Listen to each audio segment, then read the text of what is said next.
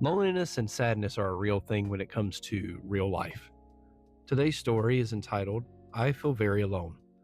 I've never felt more lonely and sad than now, and I don't know if I'm just unaware of my surroundings or just genuinely sad. For reference, I'm a 17-year-old female in my junior year of high school in a trio friend group right now. I have other friends at other schools who I hang out with, but it's a couple and they definitely prioritize each other, which is fine. I feel like I really don't have close friends, and it is extremely difficult to cope with. I want to have a good high school experience and not wait for college to be truly happy. My trio that I'm in is definitely a duo in a trio, and unfortunately, I am the single one out.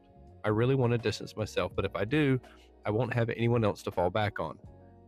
So there's been quite a few posts on r slash high school about people feeling lonely or alone or not having friends. And what I can tell you is that being alone sucks.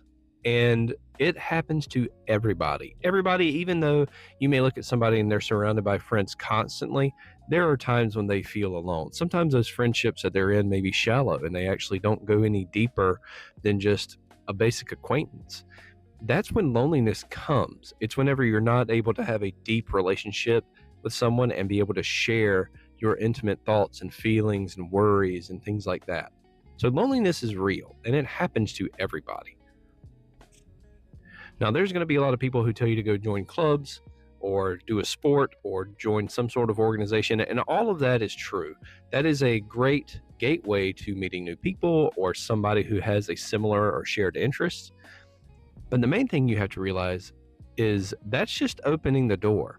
When you get there, hopefully those people will be welcoming and they will try to initiate conversation with you, and you have to oblige them. You have to be willing to join in on that conversation and step out of your comfort zone a little bit. They'll try a few times, but if you don't actually reciprocate, then they're going to stop, and then it's just you going to this club and still feeling alone.